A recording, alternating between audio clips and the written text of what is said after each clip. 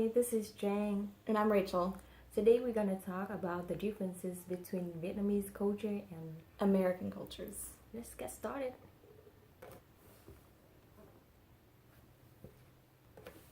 The first thing is table manners. In my culture, it is accustomed to use a fork, knife, or spoon, but the other day I saw you using chopsticks. Yes, we only use spoon for some time when we eat soup. Normally we use chopstick a lot for almost everything. And on the first day I saw Rachel, she didn't know how to use chopstick, but now she got a lot better. Just a little bit better. And another difference is that like I noted the way we eat may be different because in my country we have to eat three different separate meals every day. So my mom gonna go to the market in the very early of the morning to buy the fresh food, and she gonna come home and she cook breakfast separate with the lunch and separate with the dinner. So we never eat the leftover food. But how about your culture? Usually for us, I know my family in particular, we do have a lot of leftovers. Sometimes we will even meal prep, so we have food that we can save and cook on a different day. We'll make stuff in bulk, and then we freeze it and save it to cook it on another day. It sounds good. It sounds like you can save a lot of times. Yes, we can, but I like the way that y'all's kind of incorporates. I feel like it's more fresh than us. Yeah. And another fun thing I noted is when Vietnamese people, when they go eat, they normally just leave a little bit food on the plate and they will never eat the whole things.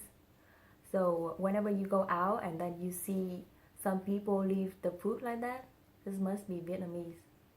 Do you know why they do that? Because in our culture, it's like if you eat the whole things, it's gonna be considered to be not like impolite. That's why they never eat the whole thing.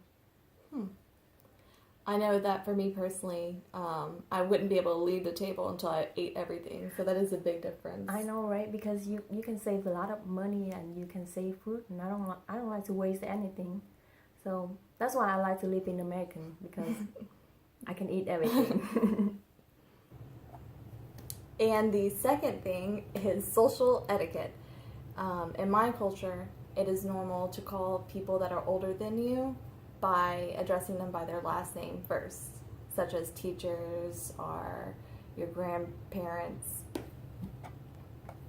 And the second thing is social etiquette. In my culture, it is normal to address people that are older than you by their last name first, such as your teachers. Okay. But in my culture, you can call everybody by the first name. Like even though it's the teacher or the elderly or like the lawyer or any kind of people, you can call them the first name because it's okay. And one more thing that I saw in your culture, that time is valuable for you. Is that right? Yes, very, very true. In fact, at work, I have to be there at least 10 minutes early to actually be considered on time. Okay. That's kind of strict, huh? Yeah, it's pretty strict. So how are you guys more relaxed with y'all's time? Yeah, I don't know, but since I moved to American, I changed a little bit. But I think people in Vietnam, they not really care about the all times things.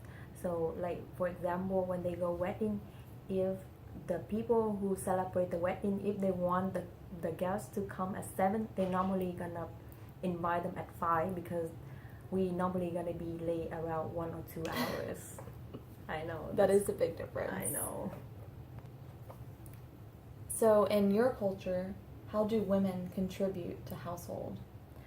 Yeah, in our culture, women are expect to be home like right after work if they work, and they have to take care of the family, cooking, cleaning, do all the housework, and it seems hard for the man in my culture to let the woman hang out and go have fun and be socialized. Is it after like a certain time? Like, could they do that throughout the day, or is it just night? You mean cleaning? No, like going out with their friends and socializing. Is it okay to do that during the day? During the day, they have to work, so there's no point for them to go out to hang out on the daytime. Yeah. How about you? In my culture, it's fine. Usually, that the women can go out, and I don't want to say that they're more free, but they definitely have more, I guess, control of what they do. Mm-hmm. Yeah, it seems like sad for some people, but I think like people in my country, like the women itself, they accept it and they are really happy with that. They have, they never complain about that. So the third and last thing that we're going to be discussing is going to be celebrations. In the American culture, I personally think that either Christmas or Hanukkah is going to be one of the biggest celebrations of the year. Almost every house down the street is always going to be decked out in lights. I thought Thanksgiving is bigger. I think Thanksgiving is definitely up there, but I definitely think that Christmas is going to take the win for the largest celebration. Yeah. What about in your culture? In my culture, the biggest holiday is gonna be the Lunar New Year holiday. In that day, like normally we're gonna have 10 days off from work, and everybody gonna decorate the house and buy a lot of flowers, mainly the red and yellow. Why red and yellow colors? Because they believe that's bring luck. Lucky, yeah. That makes sense. So yeah. What's another thing that you'll do to on that culture, on that day? On that day, oh yeah, we gonna give the kids the lucky money, and I remember back in the day when I was a little kid, I got a lot of money. Like sometimes it's enough to be the one person's salary for a month. That's insane. Yes. And is that the money that is given away in those usually red envelopes? Yes, that's it. I know that we only discussed 3 differences between our cultures, but there probably are a lot more. But I also think that there are plenty of similarities that make it so everyone can kind of coexist. Mm-hmm. But today, that's all we're going to be discussing. Thank you for watching. Thank you. Bye. Bye.